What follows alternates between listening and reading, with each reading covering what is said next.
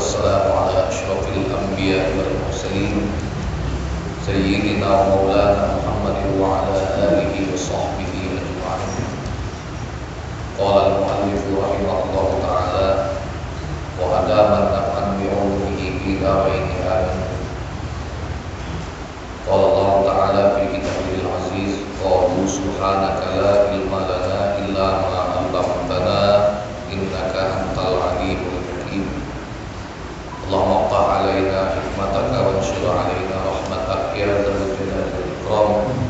بسم الله وسبحان الله والحمد لله ولا إله إلا الله والله أكبر ولا حول ولا قوة إلا بالله العلي العظيم. عدد كل حرف كتب أو يكتب أبد الآبدين ودهر الدائرين. رب اشرح لي صدري ويسر لي أمري واحلل عقدة من لساني yafqahu qawli. Amma ba'd. Alhamdulillah, puji syukur kehadirat Allah Subhanahu wa taala. Pagi hari ini kembali kita hadir kepada Allah di majelis zikir, majelis ilmu pengetahuan. Shalawat dan salam semoga tetap Allah limpahkan kepada teladan kita Nabi Muhammad sallallahu alaihi wasallam, kepada para keluarga, sahabat dan sekalian berikutnya hingga akhir zaman. Melanjutkan pembahasan kita, kajian kitab Hikam pada pagi hari ini sampai kepada munajat yang ke-36. Benar ya? 36 pada halaman 221.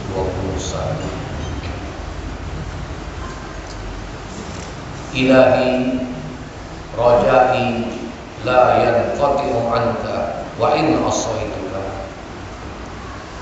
kama anna khawfi la yuzayiruni wa in ata'tuka. Tuhanku, harapanku tidak putus daripadamu meskipun aku telah berbuat dosa maksiat. Demikian pula rasa takutku kepadamu tidak hilang meskipun aku telah berbuat taat kepadamu. Yahya bin Mu'adz Ar-Razi berkata, harapanku di dalam maksiat hampir mengalahkan harapanku terhadap rahmat Allah di dalam amal kebaikan. Sebab di dalam amal kebaikan saya harus bersandarkan keikhlasan, sedangkan saya banyak kekurangan.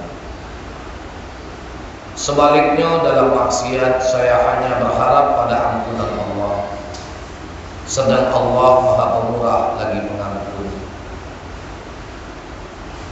Abul Abbas Al-Marsyi radhiyallahu anhu dalam doa berkata, Tuhanku, maksiat itu mengajak aku berbuat taat, dan taat itu mengajak aku berbuat maksiat. Maka pada bagian yang mana saya harus takut, dan di bagian yang mana saya harus berharap? Jika aku berkata dalam maksiat, tiba-tiba Engkau hadapi dengan kurniamu sehingga hilang rasa takut. Jika aku kira dalam taat, maka Engkau hadapi dengan keadilanmu sehingga tidak ada harapan untuk selamat. Wahai, bagaimana aku akan dapat melihat kebaikanku di samping kebaikanmu? Atau bagaimana aku akan dapat melupakan kurniamu di samping maksiat dosa-dosa?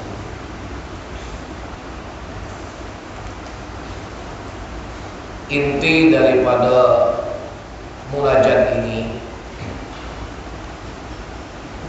seolah-olah Syekh Ibnu Athaillah itu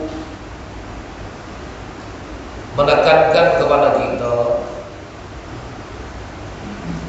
jangan pernah kita merasa aman daripada tipu daya hawa nafsu.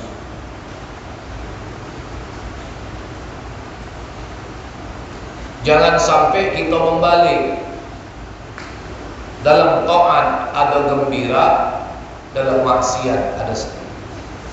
Tetapi justru maksiat itu bisa memotivasi kita untuk berbuat taat. Sebaiknya ketaatan itu bisa menjerumuskan kita di dalam api neraka. Jangan merasa diri kita ini aman. Tidak selamanya kita dalam kondisi taat. Ini jangan membuat kita jadi tertipu.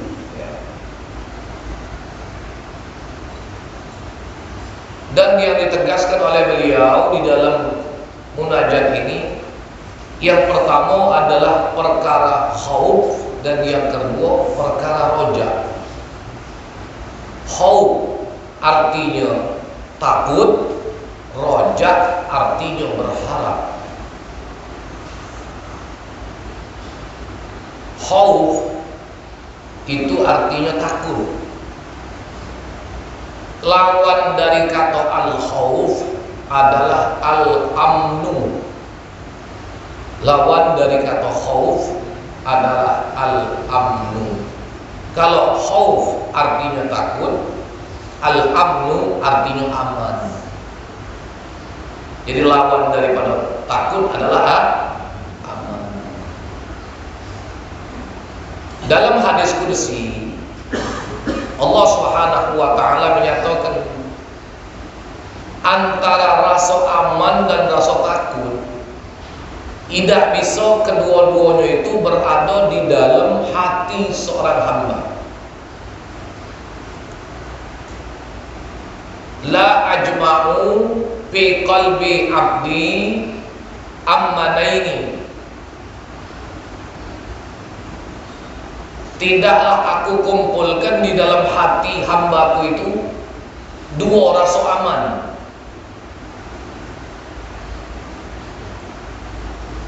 Begitu juga tidak aku kumpulkan, kata Allah, di dalam hati hambaku itu dua rasa takut.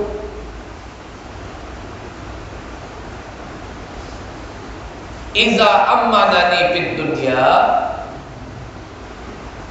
akhaftuhu yaumal qiyamah. Wa idza akhafani fid dunya amantuhu yaumal qiyamah. Itu bunyi hadis qudsi. Kalau hambaku itu merasa aman terhadap aku di dunia, aku jadikan dia takut pada hari kiamat. Dan kalau dia merasa takut kepadaku di dunia, amantuhu yaumal qiyamah. Aku berikan dia rasa aman pada hari kiamat.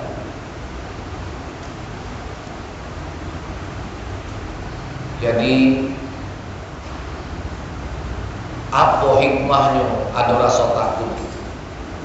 Rasa takut ini perlu. Ada hikmah orang yang takut.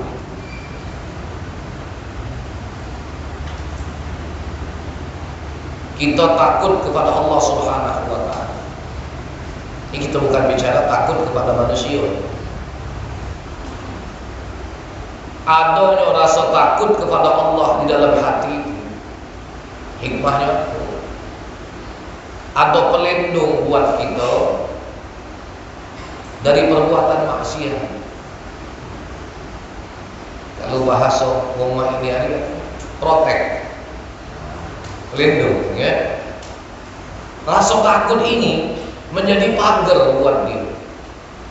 Rasa takut ini menjadi sesuatu yang mendinding ini, sehingga dia aman daripada perbuatan maksiat. Makanya manusia kalau dalam hati sudah tidak ada rasa takut kepada Allah Subhanahu wa taala, segala perbuatan dia lakukan. Kenapa? Khaufnya kepada Allah hilang.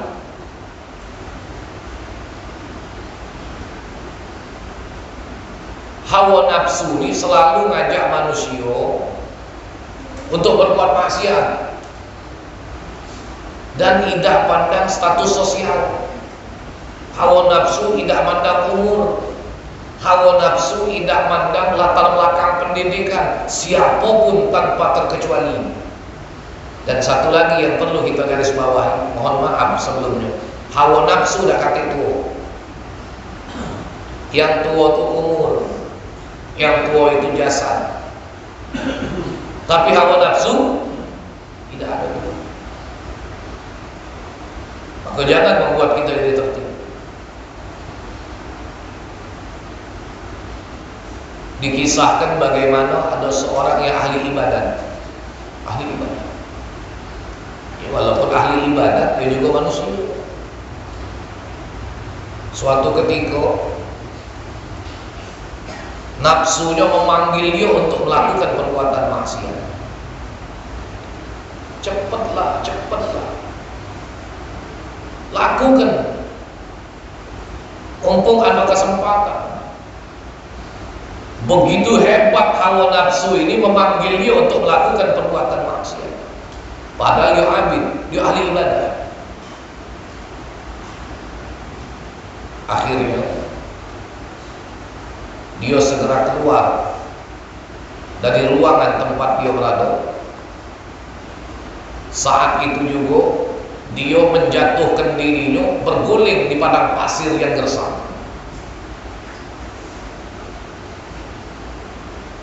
Kalau orang awam berpikir, ngapo gawe dia nak berguling di padang pasir yang gersang. Akhirnya dia bolak-balik di padang pasir yang gersang tadi. Setelah sekian lama dia bolak-balik di padang pasir yang gersang tadi. Akhirnya dia duduk.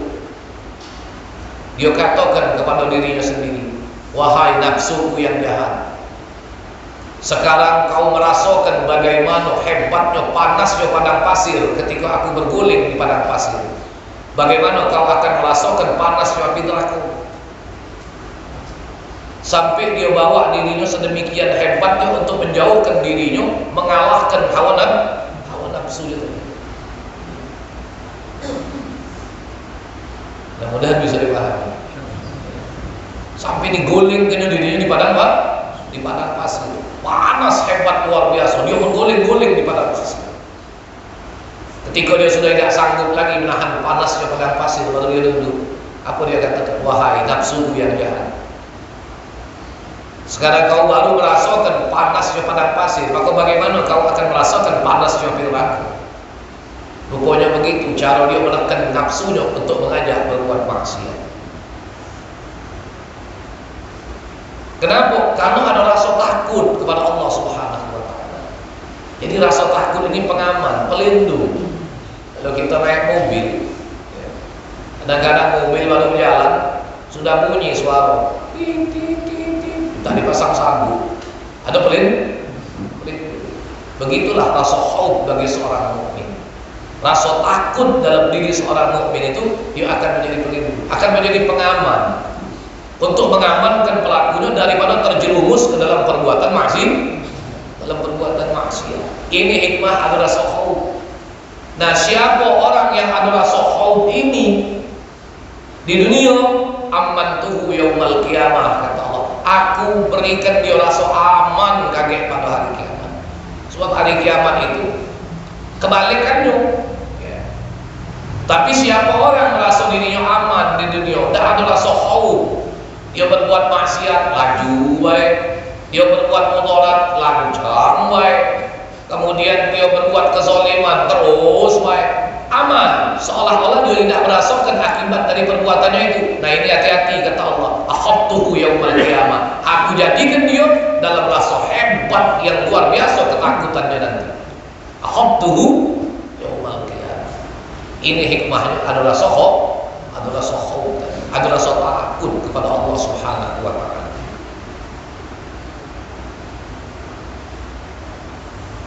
Apalagi dia menghadirkan rasa itu selalu dalam hati.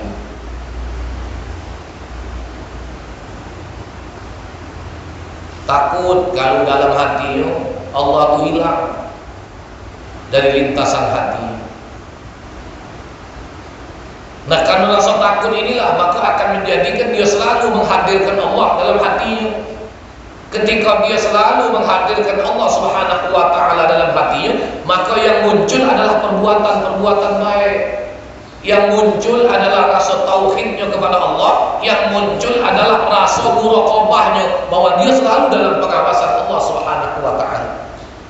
Nah, buat mereka inilah yang Allah Subhanahu wa taala jadikan ketika hatinya selalu muraqabah, ketika hatinya selalu musyahadah karena ada rasa takut kepada Allah Subhanahu wa taala.